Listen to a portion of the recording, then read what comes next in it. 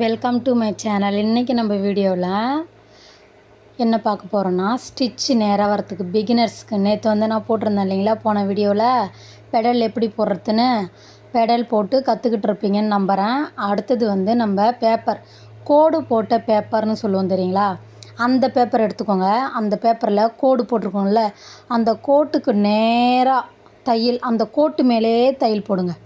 அந்த கோட்டிலே வந்து உங்கள் ஸ்டிச் வரணும். அந்த மாதிரி போட்டு போட்டு போட்டு நல்லா ஒரு கோடு போட்ட தாள் எடுத்து நம்ம நேராக தையல் போடணும். அந்த மாதிரி நம்ம தையல் போட்டு போட்டு பழகும்போது நம்ம துணியிலையும் நம்ம தையல் போடும்போது நம்மளுக்கு ஸ்டிச் வந்து நேராக வரும். நீங்கள் வந்து எடுத்த உடனே நான் கிளாத் வச்சு தைக்கணும், நான் உடனே கற்றுக்கணும், தயவு செஞ்சு டெய்லரிங்கில் நீங்கள் அவசரப்படவே கூடாது. பொறுமை ரொம்ப முக்கியம். நீங்கள் அந்த மாதிரி பேப்பரில் நல்லா ஸ்ட்ரெயிட்டாக தைச்சி பழகிட்டு, அடுத்தது ஒரு வேஸ்ட்டு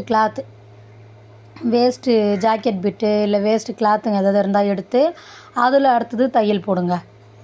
அதில் இந்த மாதிரி நேராக ஸ்டிச் வர மாதிரி அந்த பேப்பரில் எப்படி போட்டிங்கன்னா, நீங்கள் பேப்பரில் போட்டு பழகினதுக்கப்புறமா நீங்கள் கிளாத்தில் போடுங்க, கண்டிப்பாக உங்களுக்கு நேராக வரும்.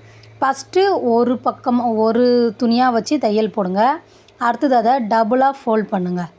ஃபஸ்ட்டு ஒரே சிங்கிள் கிளாத்தை வச்சு தையல் போட்டுட்டு, அடுத்தது டபுளாக வச்சு ஓரமாக ஸ்டிச் வர மாதிரி தையல் போட்டு பழகுங்க. இந்த மாதிரி நல்லா நீங்கள் தையல் போட்டு போட்டு நல்லா ஓரமாக வர மாதிரி நீங்கள் எந்த அளவுக்கு நல்லா பழகுறீங்களோ அப்போ தான் நீங்கள் ப்ளவுஸ் தைக்கும் போதோ இல்லை வேறு நம்ம தைக்கும் போது உங்களுக்கு ரொம்பவே ஈஸியாக வரும் ஸ்டிச்சு. இந்த மாதிரியே துணி எடுத்து நம்ம மாற்றி 4 பக்கமும் மாற்றி நீங்கள் தையல் போட்டு ப்ராக்டிஸ் பண்ணுங்கள்.